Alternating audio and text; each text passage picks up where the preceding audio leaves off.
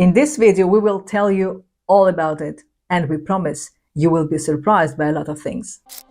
Indonesia don't appear as big, but if you superimpose a map of Indonesia to Europe, Indonesia will run from city of London all the way to the border of Afghanistan. That's how big Indonesia is. It's pretty much a mini continent by itself.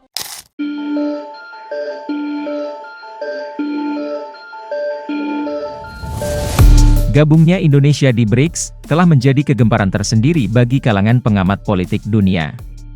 Bahkan, berita bergabungnya Indonesia jauh lebih viral daripada 4 negara sebelumnya, yaitu Mesir, Ethiopia, Uni Emirat Arab, dan Iran.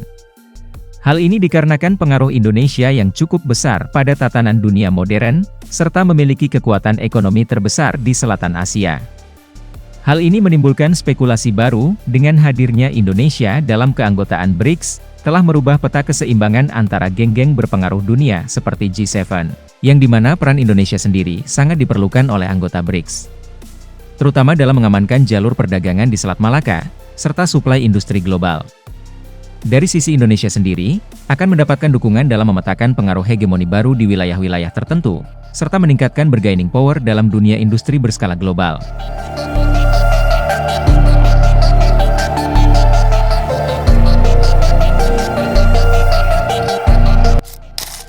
The New Year's Eve fireworks across the globe were just a few minutes old when the BRICS family welcomed a new member. With the baton of the BRICS presidency in hand, Brazil wasted no time in announcing the inclusion of Indonesia. This was a surprise, given that Indonesia only recently became a partner country and the association had not planned to extend at the official level. However, Indonesia has now become a full member of BRICS, bringing to the total number of countries to 10, because last year Argentina refused to participate due to President Milei's position. But as the Russian saying goes, there is no such thing as an empty seat. So why this seat has been given to Indonesia? Well, it looks like BRICS' choice to let Indonesia in as a full member instead of just a partner was based on a mix of strategic, economic, and geopolitical thinking. In this video, we will tell you all about it, and we promise you will be surprised by a lot of things. Let's start with a quick history of Indonesia's relationship with the BRICS. Indonesia's bid for membership was approved in 2023, but President Joko Widodo chose not to rush into it, saying that he wanted to weigh up the pros and cons of such a move.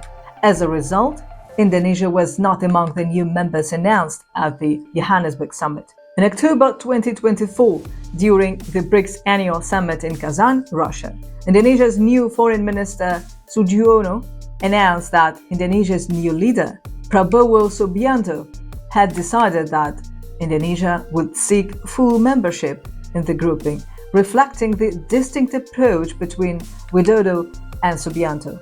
Minister Sugiono expressed deep gratitude to Russia, the 2024 BRICS chair, for its leadership in supporting Indonesia's BRICS accession, and to Brazil, the 2025 chair, for announcing Indonesia's participation. He highlighted Indonesia's active engagement in past BRICS summits, reflecting its constitutional commitment to uphold the global order.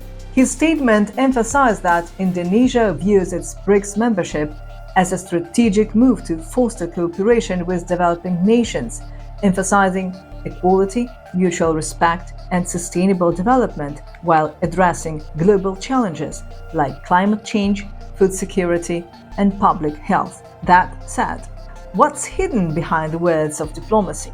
What can Indonesia bring to the table in BRICS?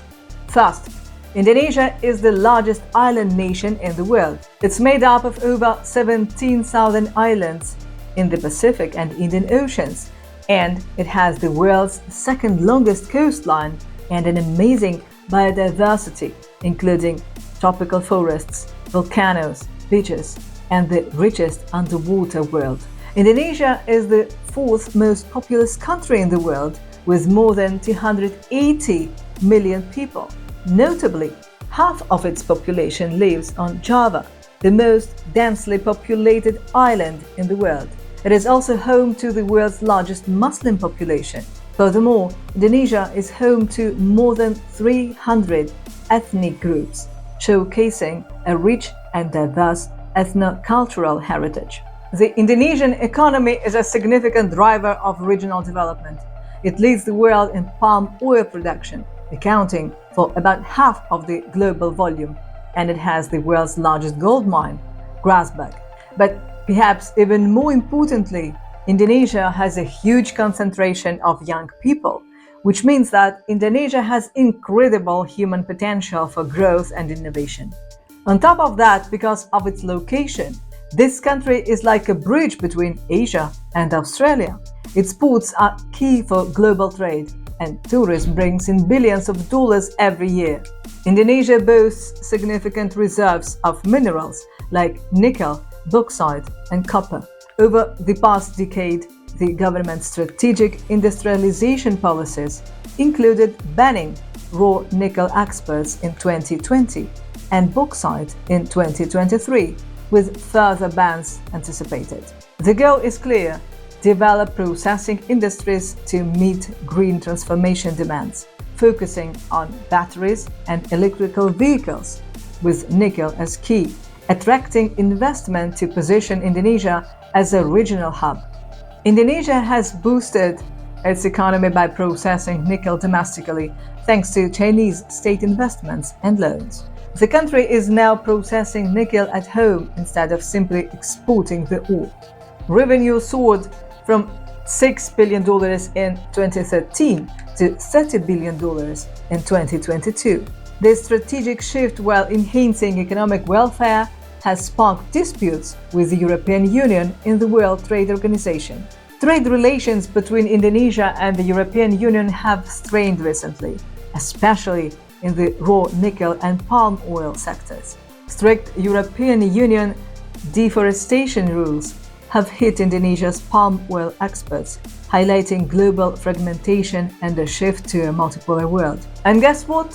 While Europe and the US applied pressure, China adopted a more cooperative approach, emphasizing differing strategies in engaging with Indonesia. China, Asia's largest economy and the world's second largest, and Indonesia, ASEAN's biggest economy and a G20 member, have built a strong, mutually beneficial partnership.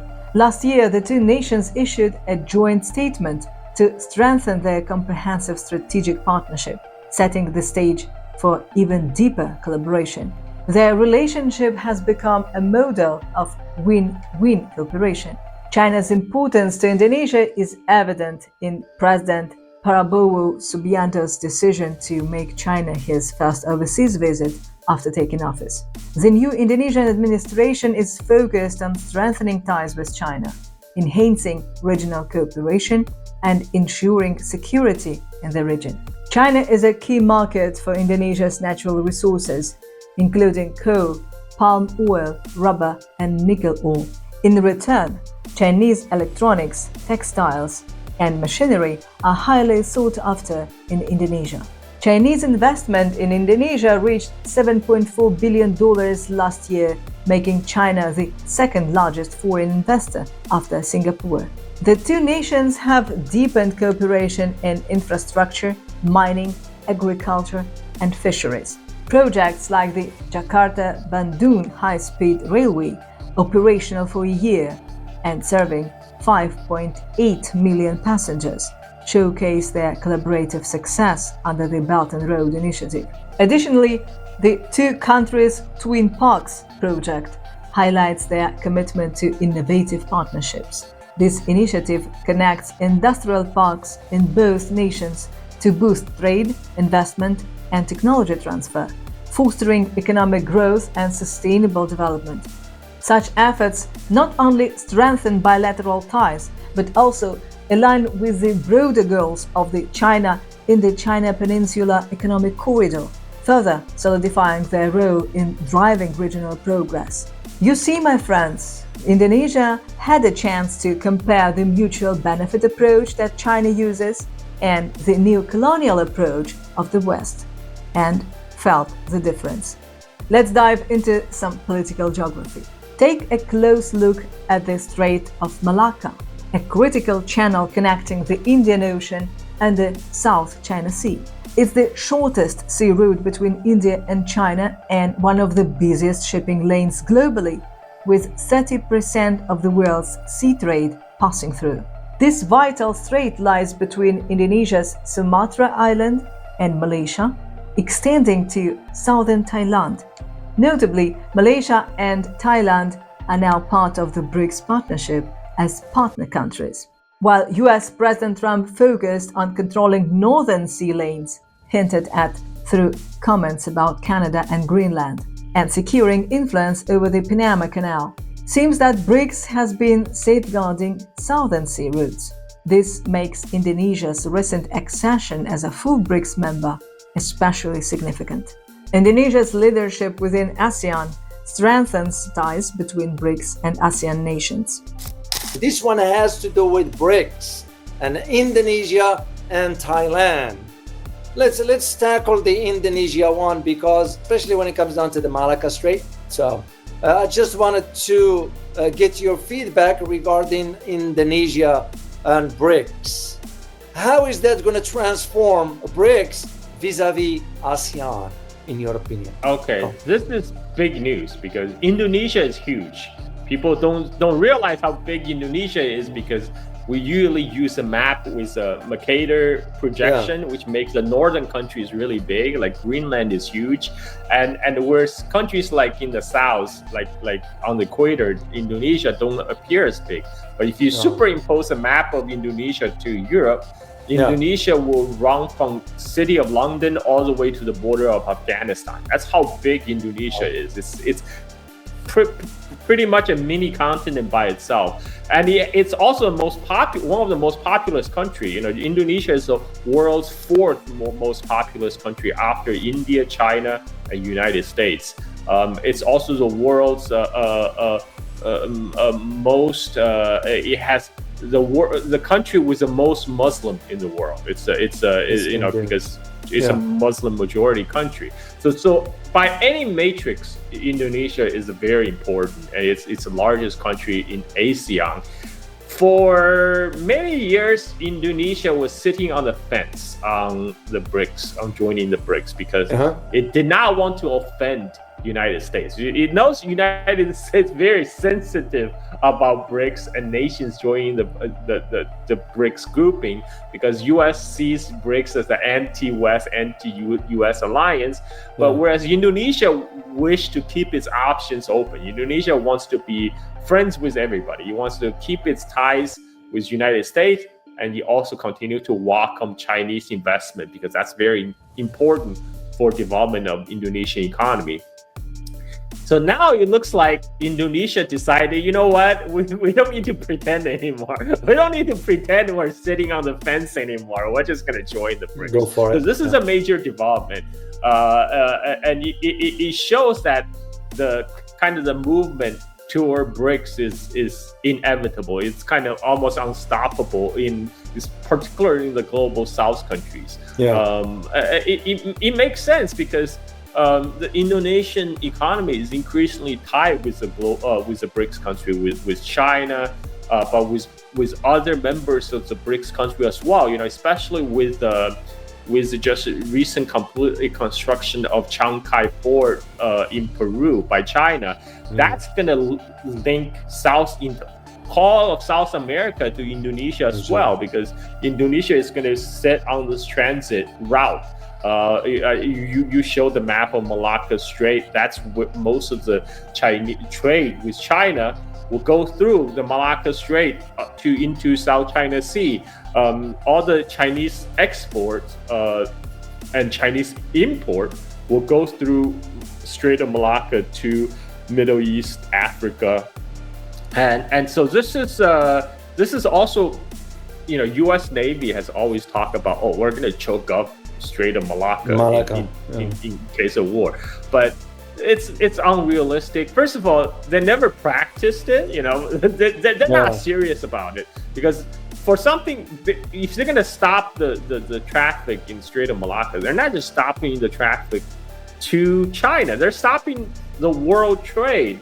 Because China is the center of the world trade. When they stop the Strait of Malacca, they're essentially blockading the world.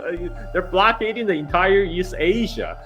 So that there's no way that's gonna fly. But Indonesia is important because it sits on the other side of the Straits of Malacca. And Indonesia right now, China is the largest direct foreign investment in Indonesia, and China is helping the Indonesia climbing the ladder in the manufacturing in terms of manufacturing. China, because Indonesia has an ambition to be a major suppliers of nickel and cobalt, two essential ingredients for making batteries for EV. And traditionally, Indonesia export these raw materials to be refined elsewhere. But Indonesia has banned export of nickel because so they can be processed inside Indonesia. That attracted a lot of Chinese capital. Now it's mostly Chinese capital that's coming into Indonesia to set up factories to refine nickel and cobalt. And so that will help. And China also has the most expertise in making batteries. Chinese battery makers dominate the battery market.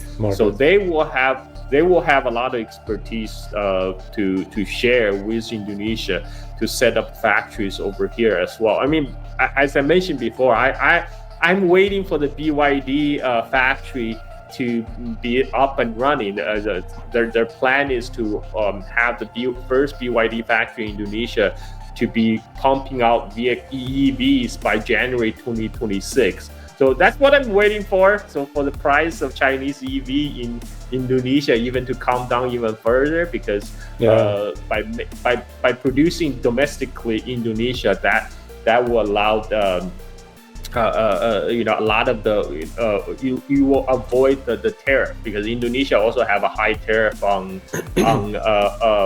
foreign auto imports to encourage foreign automakers to manufacturing cars domestically. So that's what BYD is doing. And a lot of other Chinese companies are doing. They're coming to Indonesia to open up factories, and this is going to be great for Indonesia because Indonesia is still very a youthful country. A lot of people needs employment, and so things are looking up. Things are looking up where I am right now. A lot of people are very optimistic about their future in Indonesia. Well, especially after the visit of Prabowo to China, which he had a great welcome there and red carpet treatment.